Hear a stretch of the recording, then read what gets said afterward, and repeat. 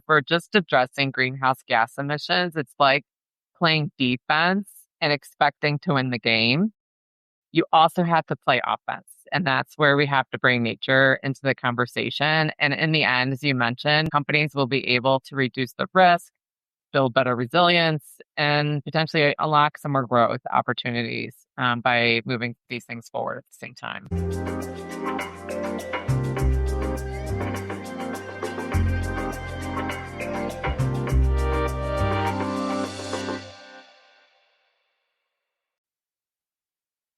Welcome to the Carbon Accounting and Management Podcast. I'm your host, Aaron Stainthorpe. This podcast is brought to you by Northstar Carbon and Impact, the carbon and sustainability management platform built by sustainability professionals for sustainability professionals. Northstar helps companies simplify GHG accounting, improve data quality, and stay audit ready across scopes 1, 2, and 3 emissions so teams can spend less time reporting and more time driving real impact. Today, I'm joined by Dr. Cheryl Baldwin, Vice President of Sustainability Consulting at Pure Strategies, a consultancy that helps food, beverage, retail, home and personal care, and cosmetic companies build credible, science-based sustainability strategies. Cheryl leads Pure Strategies' global market research and has helped build nature and climate strategies for corporate clients across food, retail, and consumer goods. She's also authored the book, The 10 Principles of Food Industry Sustainability. She has helped build Toyota Motor North America's biodiversity and land strategy and developed sustainability goals for TAZO. Cheryl leads Pure Strategies' Nature Action Forum for Business, a learning cohort helping companies take their first real steps on nature. And she just published Nature is Not Climate 2.0. Getting Started is Closer Than You Think, arguing that nature is more approachable than carbon accountants tend to assume because most companies already have a starting point. We're going to use that as our focus today to talk about why nature doesn't have to be the next multi-year climb the way carbon accounting was, and what it actually takes to organize existing climate, sourcing, and philanthropic work into a real nature strategy. Let's dive in. Cheryl, thank you so much for joining us today. I want to start by asking if you can tell us about your role at Pure Strategies and how your work has moved from broad sustainability strategy into specifically bridging climate accounting and nature, because for a lot of practitioners, those still feel like two different worlds. Yeah, well, Aaron, thank you for having me. I'm looking forward to our discussion and happy to start with an intro. So I work in sustainability consulting, and that means that I'm helping organizations drive progress on sustainability across their business. And that means we help build strategies and programs, and we dive deep in product and supply chain issues. And in the industries that we work with, that means a lot on nature, climate, and circularity. So things like sustainable chemistry and sustainable packaging. And a lot of the recent work that we've been doing, includes things like climate risk management, nature impact assessments, extended producer responsibility and sustainable packaging projects, among others. You may ask about how climate and nature come together. So it's closer than many companies realize, and we'll talk a lot about this, I imagine, because that is a lot of the thesis in the recent article. But we find that companies have been working on these topics already together. So things like deforestation, agricultural practices, things that are happening in supply chain and supply chain risk management include, working on carbon inventories and decarbonization, and also managing nature risk. So another place that we find where this comes up a lot is with climate risk assessments, where it's called a climate risk assessment, but inherently issues related to water are coming up. So already we see that companies see these things closer than maybe they're realizing. Well, that helps a lot for framing. And so thank you for kind of giving us that bigger picture. I wanted to specifically dive a little bit deeper into the piece that you recently wrote and published, where you argue that companies hesitate on nature because they're expecting it to be the same multi-year lift that carbon took. And for a lot of practitioners, that's years of education, getting new data, building fresh targets, creating a standalone program. And you argue that people should not have that same expectation going in. So I wanted to ask, with that framing, can you help us understand why you think nature is actually easier to grasp than carbon and what that means for sustainability teams that want to approach getting started? Yeah. So maybe first I'll mention how nature is framed in what we're talking about. Nature includes climate, but because companies have been very focused on climate, when we're talking about nature, we're talking about the other realms like freshwater, oceans, land, forest, biodiversity, things like that.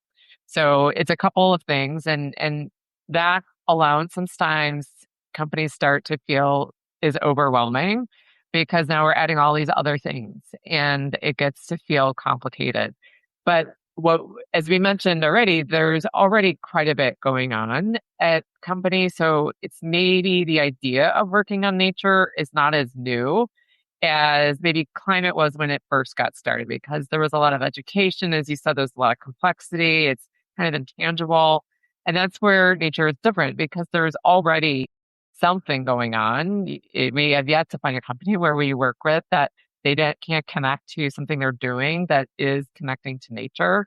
And then it's easier to understand because you can see it and hear it and feel it and touch it. It's very tangible, and people oftentimes have a personal connection and might have, some deep connection that they can relate to and care more about as you start to think about nature.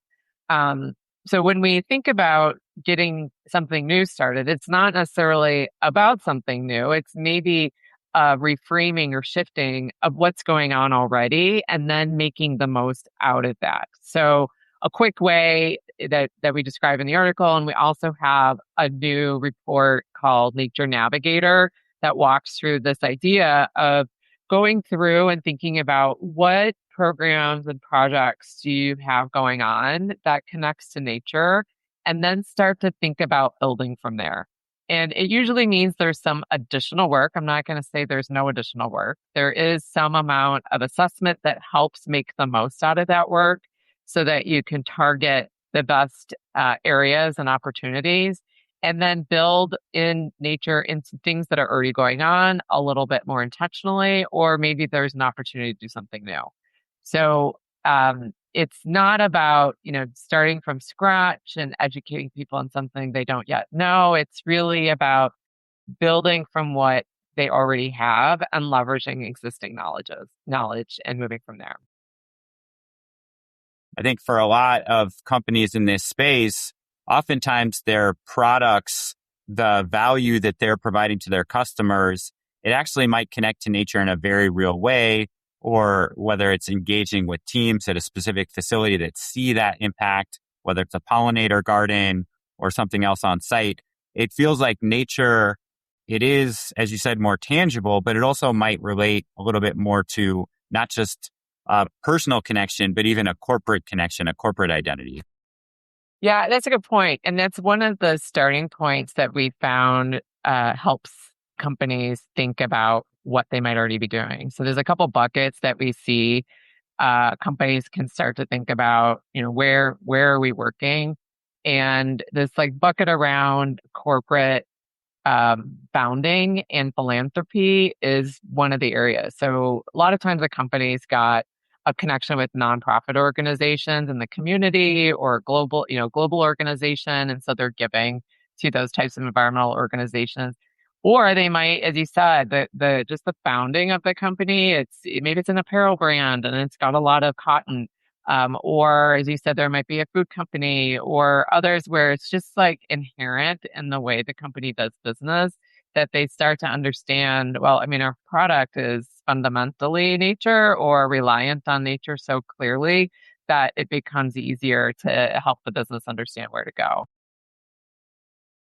When you were just talking about bucketing, I was trying to think about how you start. And I know that you had referenced philanthropy programs, water and waste programs, sourcing commitments, existing climate strategies, all of that work. I don't know if bucketing is the right framework here, but it seems like oftentimes you're telling people maybe to start where they are and really gather all of that together because that is where they're already taking progress on nature. So can you just help us understand, if you're working with a new company, how companies should approach finding and organizing that existing work to really get a better sense of where they are? And maybe they're just using that collective frame about seeing all the existing work they're doing as part of their nature commitment, part of what they're doing. Yeah. Yeah, so yeah, there's a couple of buckets that we find help in starting to go through a bit of an assessment of what's going on today that might be connected to supporting nature's recovery. So we talked about this like philanthropy or purpose oriented bucket. So that's like community engagement, nonprofit, the founding story we talked about. Another is operations optimization. So this is energy efficiency, water efficiency, waste reduction. There's usually something going on if there's operations. And then products and sourcing is a common one. So deforestation conversion free work, sustainable regen ag, circularity. Those are oftentimes starting points for companies. And then, of course, climate. If a company's got a climate strategy, there's usually some amount of work. I mentioned risk assessment early on being one. Climate targets in and of themselves, because there's some decarbonization work that connects to like the energy efficiency things we already talked about, or scope 3 mitigation, where you're starting to reach out to upstream potentially, where there might be land based resourcing, like raw materials, production, harvesting, things like that that are connected. So those are like the most common places. And we've done a number of group conversations, workshops with this information. And I wouldn't say there's a one size fits all starting point. Those buckets tend to work well across companies because some companies have different focus or emphasis or readiness at their point. So having kind of these four bucket areas helps companies start to think about the different possibilities that they might already be doing some work on nature. Well, building a little bit on thinking about those buckets, in your article and some of the other research you put out, you've recommended doing a gap assessment against the global biodiversity framework to create a starting benchmark. I think you've also referenced the Nature Navigator report, and I have been a fan of the Planet Forward playbook, which also has guidance that companies can actually go through in the back. Can you just talk about how those might be a good entry point for a company that's interested in getting more involved in nature? Yeah, I'll start by explaining a little bit about like in the last report, the Nature Navigator, we're calling the destination for nature. So we've been talking about the starting points, but you also have to know where you're going. And so the destination for nature is framed by the global biodiversity framework. And you can consider it to be the nature equivalent to the Paris Agreement for climate. So it's setting out the destination that we're looking to halt and reverse nature loss by 2030, so that ultimately by 2050 nature is recovered. So that's the high level framing. And the global biodiversity framework also has a number of interim targets to help support progress towards that. And what we did with the Planet Forward reports that you mentioned was translate the global biodiversity framework into business actionable efforts that connect directly to the science that grounds the global biodiversity framework aims. So what we did was list out, instead of looking at a whole, 24 targets from a global biodiversity framework, we put it into 3 areas of action that a company should be looking at doing within their strategy. So it's protect, restore, and sustainably manage nature. And we can go into maybe explaining a little bit more about how to benchmark work and how to measure progress against that. But we did put out a metric to support ways of evaluating your starting point at a holistic level, and then how you can set targets within your business to move forward in those areas. But so the global biodiversity framework is this overarching destination. And then we translated the targets into those three areas. And so when we say doing a gap assessment against the global biodiversity framework or doing a gap assessment, what we're referring to is looking at where you're at in relation to these targets that ground the ultimate destination that we're working towards. So, what are you doing to protect nature? What are you doing to restore nature? And how are you helping support sustainable management of the business activities connected to your work? So, that's detailed in the Planet Forward Playbook guidance. And the most recent article that we're talking through is really to just support companies thinking through that this doesn't have to be as hard as many think, because you already have a lot started. And usually when you start to do the gap assessment, there's something to write down. And then it's thinking about, well, is this where we, want to be spending most of our resources? Where don't we have other areas of work? And how do we start to understand what we do next? The way that you describe this process about first kind of assessing where you are and also thinking about the destination, that feels very helpful to try to put some bounds on what we're trying to do. How does the Science-Based Targets Network or the Task Force on Nature-Related Financial Disclosures relate to this? I'm sure there's a ton of amazing resources there. I could also see it being a little intimidating just to learn these new frameworks, but the way you've described it, really thinking about your starting point, what your destination is, and these relatively easy to understand areas of action. I was just hoping you can help me think about how do you see all this tying together? Yeah. And you're right. When you start to look at more standards and acronyms and processes, we've seen companies be too overwhelmed to even get started. And that's partly why we've been trying to offer a way to look at things in a more simplified approach. So we talked about the starting point and we talked about the destination. And so then you have to go from there to there. So that's where you start to build out your roadmap. And that's where some of the things you mentioned start to fit in, or maybe they don't. It depends on where the organization's at and what they're trying to achieve. And there's different tools for different things. And the two that you mentioned, so one was the Science-Based Targets Network, or SBTN, and the other was the Task Force for Nature-Related Financial Disclosures, that's TNFD. So they serve, a purpose to help you get from the starting point to the destination.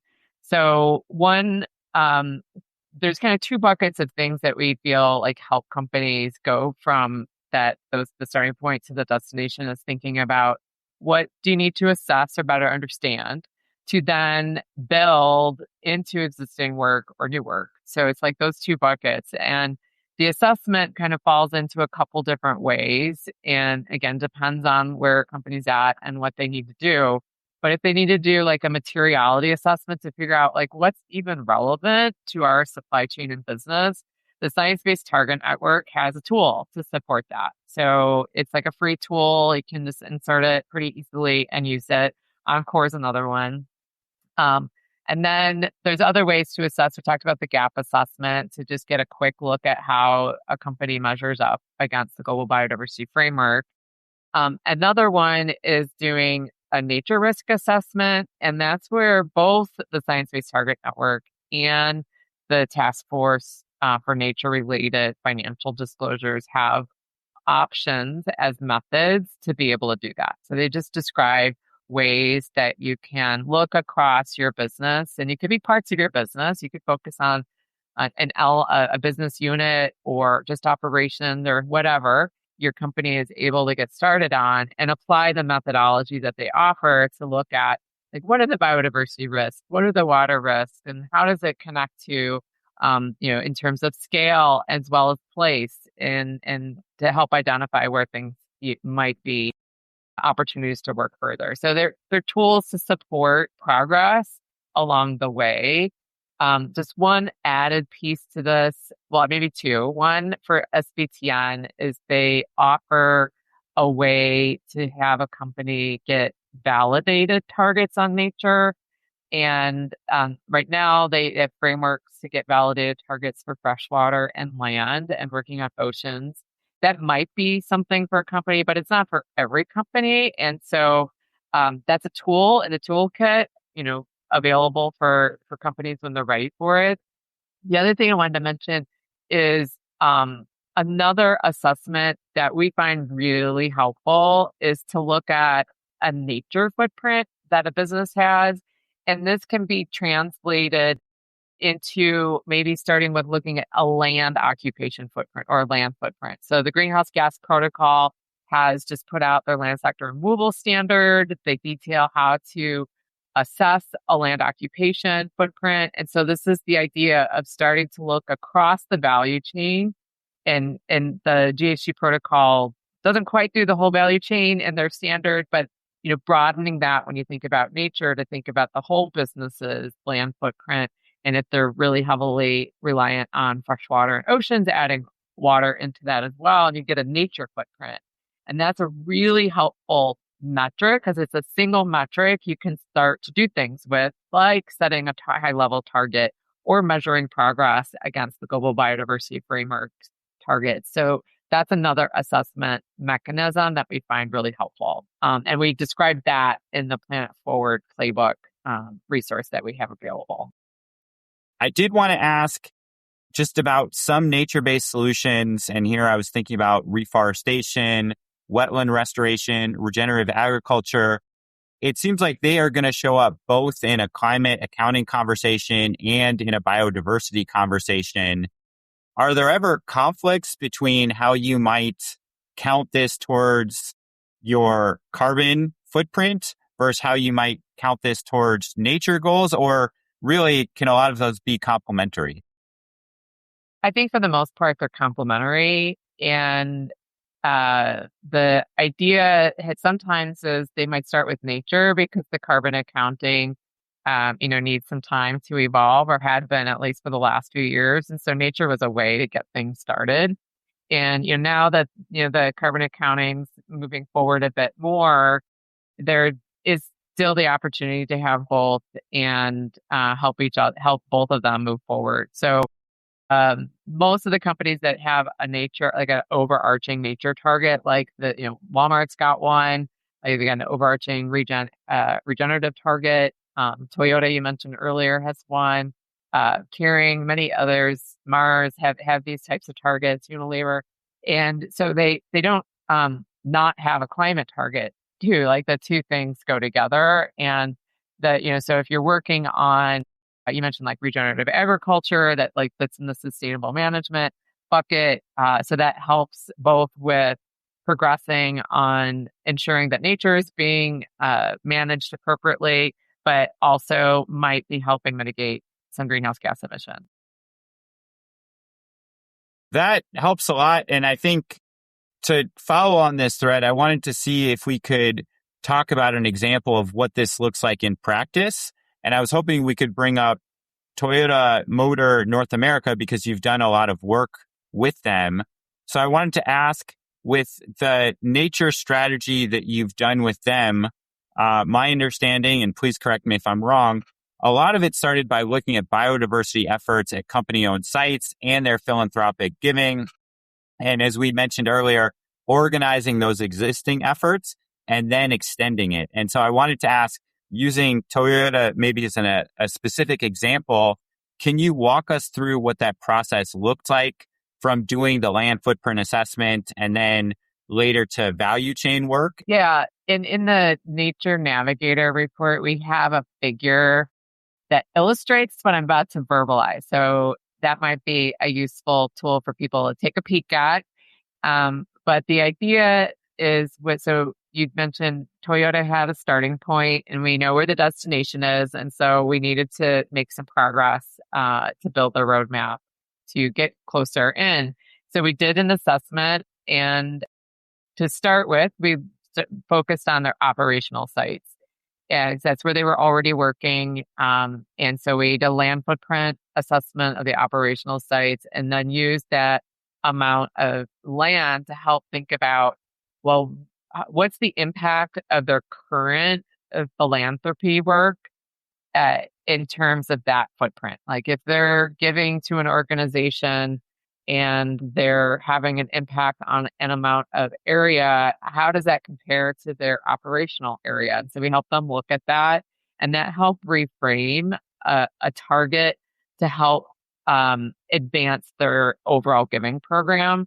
And so they had a target at that point that they expanded and had some clear intentions to help with habitat restoration in some key areas where they were working, and ended up expanding a partnership they had with an organization called the Pollinator Partnership. And so that helped enhance some existing work. So that's like, we mentioned you assess and then you often build.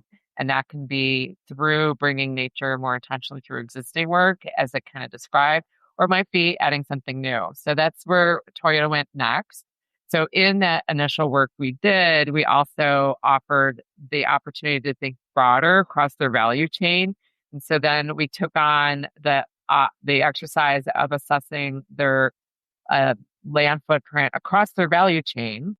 So that's a much bigger footprint. So you're thinking about raw materials as well as downstream activities, and use that to help think about, well, where do they want to go next? And, when you do an assessment like that, like you do a carbon footprint, you identify hotspots and priorities. The same thing happens with this. And so they identified some hotspots where they wanted to work. And that meant taking on some new activities. So they started a couple of new things, some new partnerships with new nonprofits, and also starting to think how they could work collaboratively across their sector.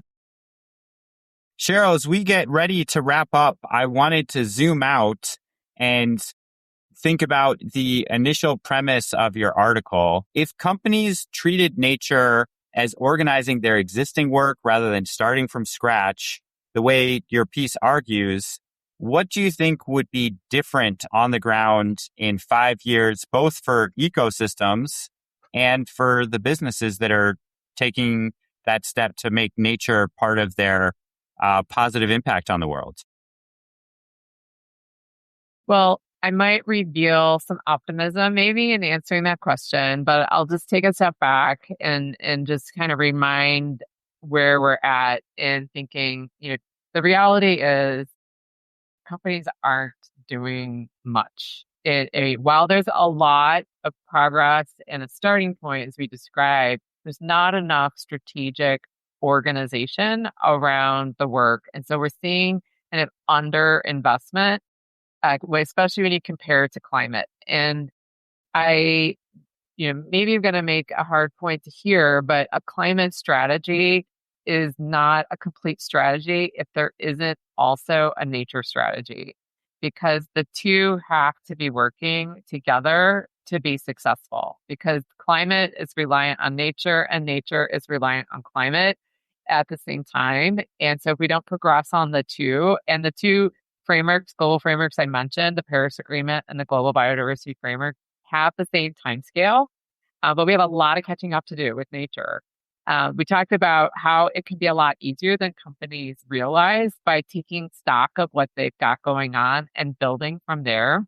And so my hope is, because there's an easier starting point, but the reality is we have to progress much faster, is that we'll see the progress faster. We have a head start. We know how to get clarity and start to connect in a meaningful way to business.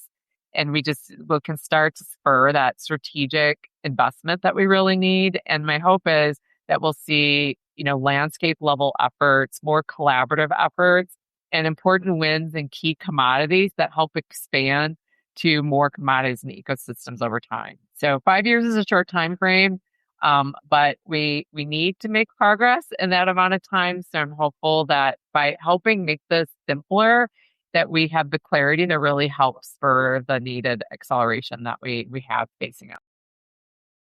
There's a lot of complexity here.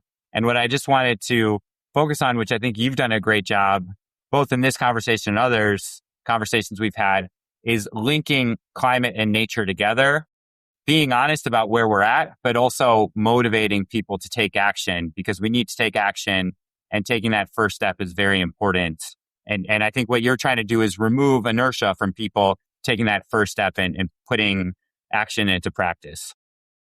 Yeah, absolutely. And one thing that I haven't shared and when we've talked is something that I sometimes say to kind of summarize is that if we're just addressing greenhouse gas emissions, it's like playing defense and expecting to win the game. You also have to play offense. And that's where we have to bring nature into the conversation. And in the end, as you mentioned, companies will be able to reduce the risk, build better resilience, and potentially unlock some more growth opportunities by moving these things forward at the same time. I love that analogy, and I will probably use that in the future. Before we wrap up this conversation, I want to give a quick thank you to North Star Carbon and Impact for supporting this podcast. If you're looking for an easier, more transparent way to manage carbon and ESG data, prepare for audits, reporting, and decarbonization planning, please visit northstarcarbon.com to learn more or request a demo. Cheryl, I want to thank you again for coming on the podcast today. I've really enjoyed this conversation. If listeners want to connect with you, find the Nature Navigator report, or follow the work that Pure Strategies is doing, where can listeners find out more information about you and your work? Yeah, so purestrategies.com is where you can find me. I'm also on LinkedIn. And at the Pure Strategies website, you can find all the reports we mentioned, including the article. We also have events like Climate Week coming up. And we also have a Nature Action Forum, which is a cohort for companies to get a bit in deep with their peers on the topics we talked about today. So lots of different ways. If you go to our website, you can take a look. Cheryl, I want to say thank you again for joining us. For all of our listeners, if this episode was valuable, please share your biggest takeaways on LinkedIn, tag us, and thanks for being part of the conversation. Cheryl, thank you so much. Thank you.